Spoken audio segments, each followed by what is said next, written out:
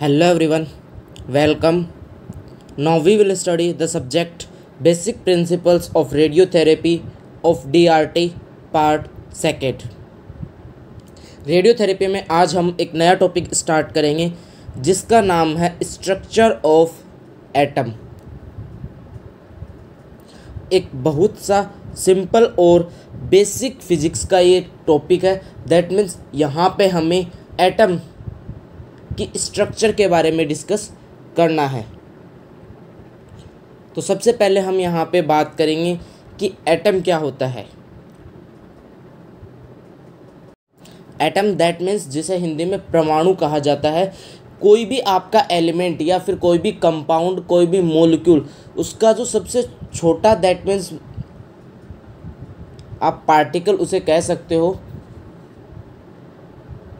या फिर उसकी जो इकाई यूनिट, ठीक है, किसी भी आप मैटर या फिर किसी भी मॉलिक्यूल या फिर किसी भी कंपाउंड की जो इकाई यूनिट होती है वो क्या होती है, आपकी एटम होती है और उसे एटम कहा जाता है। एटम की बहुत सारी प्रॉपर्टीज़ होंगी, इसकी स्ट्रक्चर दैट मीन्स किस तरीका का होता है और इसमें भी और कौन कौन से पार्टिकल्स पाए जाते हैं उनके बारे में भी हम आज यहाँ पे डिस्कस करेंगे। तो सबसे पहले अगर इसके introduction that means atomic structure की बात की जाए, दैट मीन्स यहाँ पे सबसे पहले हम केवल और केवल स्ट्रक्चर की बात करते हैं जो कि हमने इस वक्त पढ़ रखी है। आप लोगों को पता भी है इस चीज़ के बारे में कि ये क्या क्या होता है, बट इसको डिस्कस कर लेते हैं। All matter is composed of atoms. That means कि जितने भी मैटर, जितने भी पदार्थ हैं, सब एटम से मिलकर बने होते हैं। बिकॉज यहाँ पे आपकी जो इकाई यूनिट होती है वही क्या होती है, यहाँ पे एटम होता है। The atoms are very small and its diameter is of the order of 10 की पावर -10 मीटर। That means कि आपका जो एटम है उसकी साइज़ बहुत स्मॉल होती है, बहुत छोटी होती है, और इतनी छोटी होती है कि जो इसका व्यास है दैट मीन्स डायमीटर वो किस रेंज में पाया जाता है, 10 to the power of -10 metre, 10 की power -10 metre. That means diameter इसका बहुत छोटा होता है। Every atom possesses a central core called a nucleus which is positively charged। अब यहाँ पे बात की गई है न्यूक्लियस की। तो न्यूक्लियस को अगर यहाँ पे अपन डिफाइन करते हो तो अपन बात करते हैं कि हर एक एटम के अंदर एक सेंट्रल कोर पाया जाता है। दैट मीन्स सेंटर में एक स्टोरेज, दैट मीन्स सेंटर में एक स्पेस पाया जाता है ऐसा, जिसे हम न्यूक्लियस बोलते हैं, विच इज़ पॉजिटिवली चार्ज। और उस जो आपकी बात की गई है सेंट्रल कोर की, जिसे हम न्यूक्लियस बोलते हैं, वो हमेशा पॉजिटिवली चार्ज होता है। अब वो पॉजिटिवली चार्ज क्यों होता है उसके बारे में भी अपन डिस्कस करते हैं। The diameter of the nucleus is of the order of 10 to the power -14 metre. अब बात करते हैं अपन न्यूक्लियस के डायमीटर की। अभी अपन ने बात की थी एटम के डायमीटर की, ठीक है। तो एटम का जो डायमीटर था उसकी रेंज थी that means 10 to the power -10 metre. But अगर अपन बात करें न्यूक्लियस की, तो न्यूक्लियस का जो डायमीटर होगा वो एटम के डायमीटर से भी क्या होगा, छोटा होगा। तो इस वजह से जो इसके डायमीटर की जो रेंज है वो कितनी है आपकी, 10 to the power -14 metre. The nucleus consists of two important particles called protons and neutrons। That means कि अभी अपन ने जब बात की थी कि जो सेंट्रल कोर था जिसे हम न्यूक्लियस बोलते हैं वो पॉजिटिवली चार्ज्ड होता है। तो अब अपन यहाँ पे बात कर रहे हैं कि वो पॉजिटिवली चार्ज तो होता है बट उसके अंदर कुछ और छोटे छोटे पार्टिकल्स पाए जाते हैं। वो क्या क्या होते हैं, कौन कौन से होते हैं। तो nucleus consist of two important particles. Nucleus में दो प्रकार के पार्टिकल पाए जाते हैं जो बहुत ज़्यादा इंपॉर्टेंट हैं, तो जिन्हें हम क्या बोलते हैं, प्रोटॉन्स एंड न्यूट्रॉन्स। अब अगर यहाँ पे इनकी चार्ज की बात की जाए तो जो आपका प्रोटॉन होता है वो पॉजिटिवली चार्ज होता है और जो आपका न्यूट्रॉन होता है उस पर कोई भी चार्ज नहीं होता है। दैट मीन्स न्यूट्रॉन हमेशा न्यूट्रल रहता है, उदासीन रहता है। तो ऑब्वियस सी बात है जो आपका न्यूक्लियस है, न्यूक्लियस के दो प्रकार के पार्टिकल है, एक प्रोटॉन है, एक न्यूट्रॉन है। प्रोटॉन आपका पॉजिटिवली चार्ज है, न्यूट्रॉन आपका जीरो चार्ज, दैट मीन्स उस पर कोई चार्ज नहीं है। तो आपका जो न्यूक्लियस है उसका चार्ज कैसा होगा, पॉजिटिवली चार्ज होगा। The protons are positively charged and the neutrons has no charge। That means कि प्रोटॉन पे तो पॉजिटिव चार्ज होता है और न्यूट्रॉन पे कोई भी चार्ज नहीं होता है। The space around the nucleus consist of another important particle called electron. अब अपन बात कर रहे हैं यहाँ पे थर्ड पार्टिकल की, दो पार्टिकल की अभी अपन ने बात की, प्रोटॉन की, न्यूट्रॉन की, ठीक है। एटम की बात की, एटम का डायमीटर की बात की, एटम के अंदर न्यूक्लियस 10 मिली सेंट्रल कोर होता है जैसे हम न्यूक्लियस बोलते हैं। अब अपन बात करें जो आपका सेंट्रल कोर, दैट मीन्स जो न्यूक्लियस है उसके चारों तरफ एक स्पेस, एक जगह में एक पार्टिकल और पाया जाता है जिसे हम क्या बोलते हैं, इलेक्ट्रॉन बोलते हैं। The space around the nucleus consist of another important particle, that means कि न्यूक्लियस के चारों तरफ जो स्पेस है वहाँ पे एक पार्टिकल और पाया जाता है जिसे हम इलेक्ट्रॉन बोलते हैं।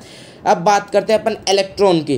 The electrons are negatively charged particle and they revolve around the nucleus in elliptical orbit. That means कि सबसे पहले अपन बात करेंगे यहाँ पे इलेक्ट्रॉन के चार्ज की।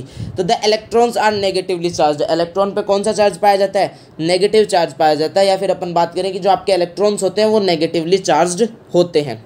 And they revolve around the nucleus in elliptical orbit, that means कि जो आपके इलेक्ट्रॉन्स होते हैं वो न्यूक्लियस के चारों तरफ रिवॉल्व, दैट मीन्स राउंड करते रहते हैं, चक्कर काटते रहते हैं। इन इलिप्टिकल ऑर्बिट, ऑर्बिट जो होती है उनकी जो स्ट्रक्चर होती है वो कैसी होती है, इलिप्टिकल। अब अपन बात करते हैं यहाँ पे इलिप्टिकल शेप कैसी होती है, जो आपकी अंडे की, एग की जो शेप होती है वो कैसी शेप होती है, इलिप्टिकल शेप होती है। दैट मीन्स प्रॉपर सर्कुलर नहीं होती है, एक तरफ से लंबी होती है, थोड़ी इसकी विड्थ कम होती है। दैट मीन्स जो एग की जो शेप होती है वो कैसी होती है, इलिप्टिकल होती है। तो दैट मीन्स जो आपका न्यूक्लियस है, न्यूक्लियस के चारों तरफ जो इलेक्ट्रॉन्स रिवॉल्व करते हैं उनका पाथ कैसा होता है, इलिप्टिकल होता है। और ऑर्बिट क्या होता है, यहाँ पे वो जो पाथ होता है उस पाथ को हम क्या कहते हैं, ऑर्बिट कहते हैं। The number of electrons in an atom is equal to the number of atoms. अब यहाँ पे इन्होंने नंबर्स, दैट मीन्स संख्या की बात की है एटम के अंदर प्रोटॉन और इलेक्ट्रॉन्स की। इन्होंने कहा है कि जो प्रोटॉन्स की संख्या होती है वो हमेशा इलेक्ट्रॉन्स की संख्या के बराबर होती है, ठीक है। तो इससे एक चीज़ अपने पास प्रूव होती है कि जो आपके प्रोटॉन्स की संख्या है वो इलेक्ट्रॉन्स की संख्या बराबर है। दैट मीन्स प्रोटॉन्स पे कौन सा चार्ज है, पॉजिटिव चार्ज है, और इलेक्ट्रॉन्स पे कौन सा है, नेगेटिव चार्ज है। दैट मीन्स कि जो आपका पूरा का पूरा जो एटम होता है वो हमेशा किस, दैट मीन्स उस पर कौन सा चार्ज प्रेजेंट होता है, कोई भी चार्ज उस पर प्रेजेंट नहीं होता है, वो हमेशा न्यूट्रल रहता है। बिकॉज प्रोटॉन्स का चार्ज है पॉजिटिव और इलेक्ट्रॉन्स का चार्ज है नेगेटिव। प्रोटॉन्स की संख्या हमेशा इलेक्ट्रॉन्स की संख्या के बराबर होती है। बराबर होने के कारण पॉजिटिव चार्ज नेगेटिव चार्ज को कैंसिल कर देंगे और वो न्यूट्रल हो जाएंगे। दैट मीन्स कि जो आपका पूरा का पूरा एटम है वो हमेशा न्यूट्रल रहता है। अब अपन बात करते हैं एटॉमिक नंबर और मास नंबर की। दैट मीन्स एटम की स्ट्रक्चर, जो अपनी नॉर्मल जो स्ट्रक्चर थी कि क्या क्या होता है उसके अंदर, इलेक्ट्रॉन्स, न्यूक्लियस, प्रोटॉन्स, न्यूट्रॉन, उन सब के बारे में हमने डिस्कस किया। अब अपन बात करेंगे एटॉमिक नंबर और मास नंबर के बारे में, ये सब चीज़ें क्या होती है। तो इन 1913, दैट मीन्स 1913 के अंदर H.G.J. मोस्ले, हेनरी जीवाइन जेफ्रेज मोस्ले, ये किसी साइंटिस्ट का नाम है जिसने 1913 के अंदर started that the atomic number of an atom is the number of proton in the nucleus which is also equal to the number of electrons of the atoms. That means कि इस scientist ने क्या किया था, atomic number के बारे में आपको बताया था। और इसने क्या बताया था एटॉमिक नंबर के बारे में, कि जो भी आपका एटम है उसके अंदर जितने नंबर ऑफ प्रोटॉन्स हैं, ठीक है, वही क्या कहलाएगा, उस एटम का एटॉमिक नंबर कहलाएगा। अब इस बात को हम दूसरे तरीके से अगर रिलेट करें तो ये भी कह सकते हैं कि नंबर ऑफ इलेक्ट्रॉन्स भी आपके क्या बताएंगे, एटॉमिक नंबर को बताएंगे। बिकॉज जो आपका नॉर्मल स्टेट में या फिर जो न्यूट्रल स्टेट में जो एटम है उसके अंदर प्रोटॉन्स और इलेक्ट्रॉन्स की संख्या बराबर होती है। यहाँ पे अपन क्या बात कर रहे हैं, केवल न्यूट्रल एटम की, किसी एक्साइटेड या फिर आयोनाइज्ड एटम की बात नहीं कर रहे हैं। वहाँ पे इलेक्ट्रॉन्स की संख्या चेंज हो सकती है। जो आपका नॉर्मल न्यूट्रल एटम है उसमें इलेक्ट्रॉन्स की संख्या प्रोटॉन्स की संख्या के बराबर होती है। दैट मीन्स एटॉमिक नंबर आपका क्या होता है, प्रोटॉन्स की संख्या के बराबर। तो इस वक्त वो इलेक्ट्रॉन्स की संख्या के भी बराबर ही होगा। It is represented by Z, that means ये किससे रिप्रेजेंट किया जाता है, जेड से। एटॉमिक नंबर को हम जेड से रिप्रेजेंट करते हैं। अब अपन बात करते हैं मास नंबर की। ये तो एटॉमिक नंबर की बात हो गई, ये नंबर ऑफ प्रोटॉन्स के इक्वल होता है। मास नंबर की अगर बात की जाए, the mass number of an atom is the total number of protons and neutrons in the nucleus. Nucleus की हमने बात की थी, एटॉमिक स्ट्रक्चर के अंदर न्यूक्लियस के अंदर हमने दो पार्टिकल्स के बारे में डिस्कस किया, एक था आपका प्रोटॉन और एक था न्यूट्रॉन। अगर अब मास नंबर की बात की जाए तो mass number is equal to the total number of protons plus total number of neutrons. That means कि किसी भी न्यूक्लियस के अंदर प्रोटॉन्स और न्यूट्रॉन्स की संख्या को अगर ऐड करके हम बात करें यहाँ पे, तो वो जो संख्या आपको मिलेगी वो होगा mass number, that means atomic weight. It is represented by A, और हम मास नंबर को किससे रिप्रेजेंट करते हैं? ए से रिप्रेजेंट करते हैं। एक बार दोबारा से देख लो इन चीज़ों को कि जो आपका एटॉमिक नंबर होता है उसको जेड से रिप्रेजेंट किया जाता है, मास नंबर को ए से रिप्रेजेंट किया जाता है। Atomic number is equal to the number of protons in the nucleus. Nucleus के अंदर जो प्रोटॉन्स होते हैं उसकी संख्या एटॉमिक नंबर के बराबर होती है। और अगर आपका एटम न्यूट्रल है नॉर्मल स्टेट में, तो उस वक्त इलेक्ट्रॉन्स की संख्या भी क्या होगी? एटॉमिक नंबर ही होगी। और अगर मास नंबर की बात की जाए तो mass number is equal to the sum of atomic number plus number of neutrons, that means number of protons plus number of neutrons. The mass number also refers to the atomic weight of the element. जैसे कि mass weight से यहाँ पे refer किया जाता है। mass number of an element is always a whole number whereas atomic weight may be a whole number or a fraction. इन्होंने दो चीज़ें बात की, एक मास नंबर की और एक एटॉमिक वेट की, ठीक है। मास नंबर को हम एटॉमिक वेट से रेफर कर सकते हैं, बट इन दोनों में डिफरेंस क्या होता है, उन डिफरेंस के बारे में अपन डिस्कस करते हैं। मास नंबर की अगर अपन ने बात की तो मास नंबर अपन ने अभी बताया यहाँ पे कि क्या होता है, number of protons plus number of electrons, या sorry number of protons plus number of neutrons, ठीक है। अब प्रोटॉन्स की संख्या होगी वो भी क्या होगी? होल नंबर होगी, ठीक है। और नंबर ऑफ न्यूट्रॉन्स की संख्या होगी वो भी क्या होगी? होल नंबर होगी। दैट मीन्स अपने को इनकी संख्या फ्रैक्शंस में नहीं मिलनी, आधा पौन ये नहीं मिलने वाला, एक पूर्ण संख्या अपने को यहाँ पे मिलेगी, ठीक है। तो दैट मीन्स जो मास नंबर होगा वो भी क्या होगा? एक पूर्ण संख्या होगा, एक होल नंबर होगा।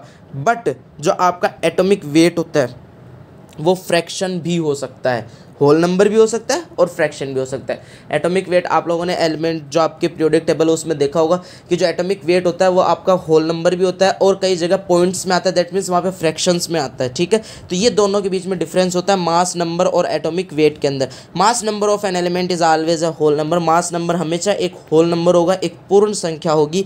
वेयर एज एटॉमिक वेट में भी, और आपका जो एटॉमिक वेट है वो क्या हो सकता है? या तो पूर्ण संख्या हो सकता है या फिर एक फ्रैक्शन हो सकता है।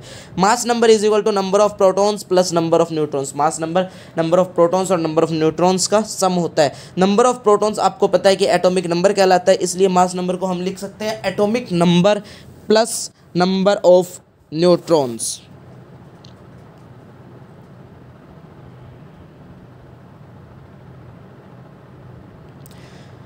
तो ये तो अपनी बात हो गई यहाँ पे अब atomic number of mass number की। अब जैसा कि अभी अपन यहाँ पे बात कर रहे हैं एटॉमिक स्ट्रक्चर की, अपन ने जो बात की एटॉमिक स्ट्रक्चर में आप लोगों ने ये डिस्कस किया कि ये इलेक्ट्रॉन होते हैं, प्रोटॉन्स होते हैं, न्यूट्रॉन्स होते हैं, इलेक्ट्रॉन चारों तरफ चक्कर लगाते हैं। ये सब चीज़ें अपने को जो लास्ट का जो ऑब्वियस सी बात है कि किसी साइंटिस्ट ने डेराइव की थी इन चीज़ों को, है ना, किसी ने आपको बताया होगा इन सब के बारे में, अपने आप तो पता नहीं चला। तो इसमें क्या हुआ था कि जैसे अपन ने बहुत सारी चीज़ें पढ़ते हैं, अपन मशीन्स पढ़ते हैं, मशीन में मॉडिफिकेशन होता है, पहले इसने ये चीज़ें बताई फिर दोबारा इसने ये चीज़ें बताई। इसी तरीके से अपने यहाँ पे भी एटम के मॉडल्स आते हैं। मॉडल का मतलब यहाँ पे क्या है कि स्टार्टिंग के अंदर एटम के बारे में किसने खोज की, किस साइंटिस्ट ने खोज की और उसने आपको क्या बताया, ठीक है। फिर वो पता चला कि दूसरा साइंटिस्ट आया, उसने दोबारा से उसके ऊपर एक्सपेरिमेंट की, तो पता चला कि पहले वाले ने तो चीज़ें आपको गलत बताई थी, ठीक है। फिर तीसरा साइंटिस्ट आया, फिर चौथा साइंटिस्ट आया, फिर पांचवा, इस तरीके से साइंटिस्ट आते गए और वो एक्सपेरिमेंट करते गए और आपको एटम्स के बारे में बताते गए। उन्होंने खोज की कि यहाँ पे प्रोटॉन्स भी पाए जाते हैं, न्यूट्रॉन्स भी पाए जाते हैं, इलेक्ट्रॉन्स भी पाए जाते हैं, ये इलेक्ट्रॉन्स एलिप्टिकल ऑर्बिट में मूव करते हैं, ये चीज़ें। लास्ट में जो आपको जो कंक्लूजन मिला था ना सारा, वो आपने स्टार्टिंग में इंट्रोडक्शन में पढ़ लिया स्ट्रक्चर ऑफ एटम के अंदर। बट अब अपन बात करेंगे कि फर्स्ट साइंटिस्ट जो आया था उसने आपको क्या बताया, सेकंड ने आपको क्या बताया, तो उनके साइंटिस्ट के नाम के अकॉर्डिंग उनके मॉडल्स रखे जाते हैं। दैट मीन्स कि इस साइंटिस्ट ने अपने को ये चीज़ें डिस्क्राइब की थी एटम के बारे में। तो अब उन एटम्स दैट मीन्स उन मॉडल्स के बारे में अपन डिस्कस करेंगे यहाँ पे। To explain the nature of atom many models have been propose. That means कि जो एटम है उसका नेचर, उसकी प्रकृति, उसमें कौन कौन से पार्टिकल पाए जाते हैं, ये चार्ज होता है, अनचार्ज होता है, इसकी साइज क्या होती है, इसमें क्या क्या पाया जाता है, इन सब के बारे में many models have been proposed. That means कि बहुत सारे मॉडल्स रखे गए और अलग अलग साइंटिस्ट ने इन्हें रखा था, और फिर इनमें से दैट मीन्स कौन से गलत साबित हुए, कौन से सही साबित हुए, वो चीज़ें अभी अपन डिस्कस करेंगे। पर बात करते हैं कि मॉडल हैं कितने। 4 मॉडल अपने पास में, Thomson atom model, Rutherford atom model, Niels Bohr atom model, Sommerfeld atom model. 4 प्रकार के मॉडल हैं। सबसे पहले हम यहाँ पे डिस्कस करेंगे थॉमसन एटम मॉडल के बारे में कि थॉमसन ने हमें क्या बताया था। तो अगर थॉमसन की बात की जाए तो थॉमसन ने आपको क्या बताया था कि एटम एक सॉलिड स्फीयर है, ठीक है, एक गोलाकार है, ठोस गोलाकार, ठीक है, और वो क्या होता है कि दैट मीन्स उसके अंदर पॉजिटिवली चार्ज मटेरियल भरा हुआ है। थॉमसन ने जो चीज़ें बताई उसके बारे में समझना। थॉमसन ने बताया कि एटम एक सॉलिड स्फीयर है, दैट मीन्स एक गोला है, ठोस गोलाकार है, जिसके अंदर पदार्थ भरा हुआ है, और वो पदार्थ कैसा है, पॉजिटिवली चार्ज्ड है, ठीक है, and the negatively charged particle, और उसमें नेगेटिवली चार्ज्ड पार्टिकल भी है, बट वो नेगेटिवली चार्ज्ड पार्टिकल बहुत कम मात्रा में पाए जाते हैं। और वो किस तरीके से हैं, जिस प्रकार से एक वाटरमेलन दैट मीन्स एक तरबूज जो होता है, तरबूज के अंदर बीज होते हैं। इसको उसने तरबूज से कंपैरिजन किया था, ठीक है, तरबूज से कंपैरिजन किया तो अपन यहाँ पे मान सकते हैं। एटम की स्ट्रक्चर इसने आपको क्या बताई कि एटम एक तरबूज की तरह होता है, जिसमें जो आपका रेड कलर का जो मटेरियल है वो तो कैसा हो गया, पॉजिटिवली चार्ज्ड है, और जो सीड्स हैं वो आपके क्या है, नेगेटिवली चार्ज्ड पार्टिकल है। तो जैसा कि अब आपको जो इस एटम की जो स्ट्रक्चर के बारे में पता है, क्या वो ऐसी है, वो ऐसी नहीं है। तो यहाँ पे अपने को साफ पता चलता है कि आपका जो थॉमसन का जो मॉडल है, एटम मॉडल है, वो एकदम से रिजेक्ट होता है। थॉमसन ने जो चीज़ें बताई उसमें से केवल अपने पास 2 ही चीज़ें सही निकलती हैं। एक तो ये कि एटम के अंदर पॉजिटिवली चार्ज्ड पार्टिकल भी होते हैं, और दूसरा ये कि उसके अंदर नेगेटिवली चार्ज्ड पार्टिकल भी होते हैं। बस ये 2 चीज़ें अगर अपन मान के चलें तो थॉमसन एटम मॉडल की ये सही निकली थी, बाकी सारी चीज़ें उसकी गलत निकली। Thomson proposed that an atom, Thomson ने प्रपोज्ड किया अपना मॉडल, वो क्या था कि atom was a solid sphere, atom एक सॉलिड स्फीयर होता है जिसके अंदर पॉजिटिवली चार्ज मटेरियल और नेगेटिवली चार्ज पार्टिकल्स पाए जाते हैं। मतलब पॉजिटिवली चार्ज तो मटेरियल पाया जाता है और नेगेटिवली चार्ज के पार्टिकल्स पाए जाते हैं। Electrons were embedded in like शीड्स in the watermelon fruit. That means कि जो आपका तरबूज जो फल होता है उसमें जिस तरीके से सीड्स पाए जाते हैं, इस तरीके से इसमें इलेक्ट्रॉन्स प्रेजेंट होते हैं। But later this concept was proved wrong. But बाद में क्या हुआ कि ये जो भी कंसेप्ट थॉमसन ने दिया, ये सारा का सारा क्या हुआ, गलत साबित हुआ। ये तो आपको भी पता चल रहा है कि आपने जो स्ट्रक्चर पढ़ी उसके अकॉर्डिंग इसमें ऐसा कुछ भी नहीं है। तो इस वजह से जो थॉमसन का जो एटम मॉडल था वो यहाँ पे गलत साबित हो चुका था, दैट मीन्स उसको रिजेक्ट कर दिया गया था। तो अब अपन बात करते हैं अपने दूसरे एटम मॉडल की, that means Rutherford atom model. अब रदरफोर्ड ने क्या बताया एटम के बारे में, उसने एटम्स के बारे में आपको क्या जानकारी दी, उसके नेचर के बारे में क्या जानकारी दी, वो अभी अपन डिस्कस करेंगे।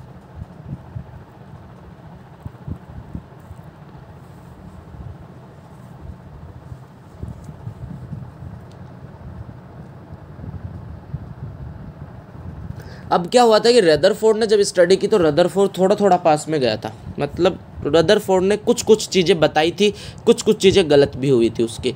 उसने यहाँ पे आपको न्यूक्लियस के बारे में बता दिया था।